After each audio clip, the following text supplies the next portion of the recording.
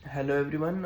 आज संडे होने की वजह से मुझे अच्छा खासा टाइम मिल रहा है, क्योंकि रेगुलर वर्क आज मेरे पास नहीं है उतना।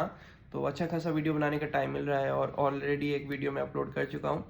ये दूसरा वीडियो मैं बनाने जा रहा हूँ। इसका टॉपिक थोड़ा डिफरेंट है, मूड के ऊपर है। ह्यूमन बीइंग का जो मूड होता है उसका सॉल्यूशन क्या है मेरे अकॉर्डिंग, उसके ऊपर हम डिस्कशन करने जा रहे हैं। आप सभी को पता होगा, अगर आपने एनसीईआरटीज़ की बुक पढ़ी हैं, तो उसमें हमने रॉबर्ट फ्रॉस्ट के जो अमेरिकन पोएट थे, एंड आई थिंक 1963 में उनका देहांत हुआ था। तो अभी हाल फिलहाल के ही कवि हैं और काफ़ी अच्छे कवि हैं। उनकी 2-3 कविताएं हमें एनसीईआरटी की बुक में देखने को मिल जाती हैं। सो बेसिकली होता क्या है कि हमारा हर दिन अच्छा नहीं जाता है ना। मतलब फ्लक्चुएशंस रहते हैं, अप एंड डाउन्स रहते हैं। तो ज़रूरी नहीं है कि 7 के 7 दिन हमारे हफ्ते के अच्छे जाएं।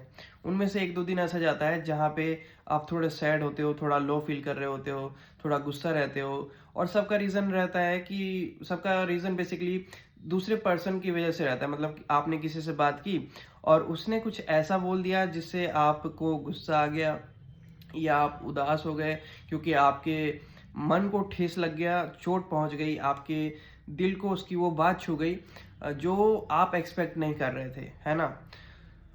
तो जब भी ऐसा होता है तो हमारे मूड स्विंग्स हो जाते हैं और ऐसे में हम थोड़ा लो फील करते हैं, हम थोड़ा सैड हो जाते हैं या फिर गुस्से में कहीं पे बैठ जाते हैं, है ना। और फिजिकली होने के बावजूद मेंटली हम वहीं पे होते हैं। फिजिकली हम कहीं पे भी जा रहे हैं बट मेंटली हम समवेयर वहीं पे स्टक हो चुके होते हैं। अब मान लीजिए मैं सोफे पे बैठ रहा हूँ, तो बैठ तो मैं रहा हूँ बट मेरा माइंड बैठने के बावजूद वहीं पे है जहाँ पे हमारी कॉन्वर्जेशन हुई थी, ऐसी कॉन्वर्जेशन जिसकी बातें जो है मुझे चुभ गई हैं। ऐसे कॉन्टेक्स्ट में, ऐसी सिचुएशन में जो पोएम है रॉबर्ट फ्रॉस्ट का डस्क ऑफ स्नो, जो हमने पढ़ा होगा, आई थिंक 10th में था। और पोएम में मेरा हमेशा से इंटरेस्ट रहा है, तो मैंने उस टाइम पे ये पोएम समझ लिया था और तब से उसी चीज़ पे अमल करता हूँ मैं।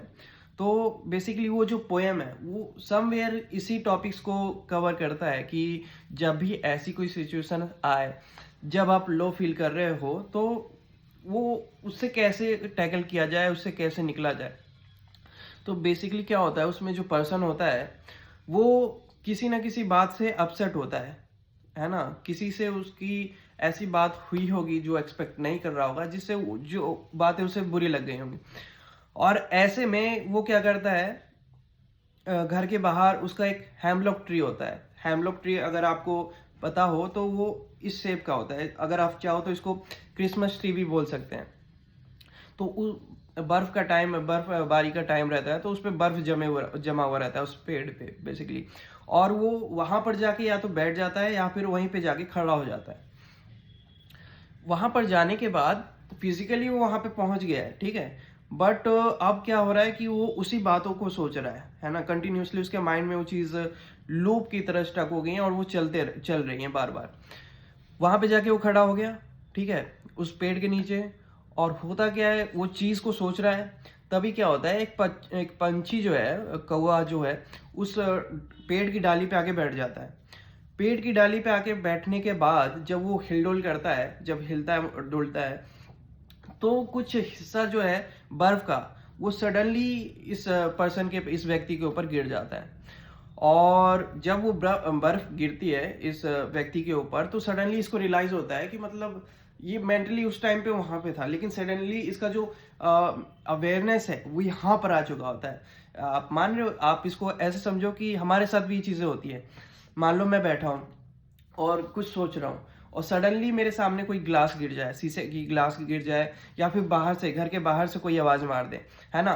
तो ऐसी सिचुएशंस में हम सडनली अवेयर नहीं हो जाते, कॉन्शियस हो जाते हैं कि अच्छा, और फिर वहां से निकल के हम प्रेजेंट में आ जाते हैं। तो वही चीज उस व्यक्ति के साथ भी होती है, और जैसी बर्फ उस पर गिरती है तो वो सडनली अवेयर हो जाता है, कॉन्शियस हो जाता है। और फिर वो रियलाइज करता है कि जैसे बर्फ गिरने के बाद मैं अभी यहाँ पे आया, तो मैं पहले क्यों नहीं था यहाँ पे, ठीक है। मैं पहले कहाँ पे था, मैं वहां पे क्या कर रहा था, अभी तो मुझे प्रेजेंट में होना चाहिए था। और ठंडा ठंडा बर्फ जो उसको गिरता है तो उसका माइंड थोड़ा फ्रेश हो जाता है, उसका मूड थोड़ा रिलैक्स हो जाता है। और फिर वो इन सब चीज़ों को माइंड में सोच रहा होता है कि अच्छा ये ऐसे भी तो हो सकता था, मतलब पहले मैं वहाँ पे क्या कर रहा था, मुझे तो यहीं पे होना चाहिए था। बट समवेयर वो रियलाइज कर पाता है कि अच्छा ये चीज़ें होती हैं और हमें ऐसी सिचुएशंस में कैसे मतलब टैकल करना चाहिए, मतलब हमें इग्नोर करना चाहिए एक टाइप से, उसको ट्राई करो कि माइंड से वो चीज़ें निकल जाए। इफ़ नहीं निकल पा रही है तो नेचर के पास जाओ और प्रकृति क्या करेगी, आपको उन सारी सिचुएशन से निकालने में या हील करने में आप सभी की मदद करेगी। और यही ये पोएम भी सिखाता है कि जब भी ऐसा कोई मूड आपका हो, जब भी कोई अप एंड डाउन आपको ऐसा देखने को मिले, तो आपको कुछ नहीं करना, आपको किसी के पास नहीं जाना है। चुपचाप जाओ, प्रकृति से जुड़ो और प्रकृति के पास आप जैसे जाओगे ना, तो वो आपको खुद ना किसी वे में आपको अपने साथ कांटेक्ट करवाएगी, आप अपने साथ कम्युनिकेट करवा देगी, और जिससे आपको काफ़ी अच्छा और लाइट फील होगा। तो यही था इस पोएम का जो रियल मीनिंग है, इसको हम ऐसे ही समझ सकते हैं, अपने डेली लाइफ में भी यूज़ कर सकते हैं, है ना।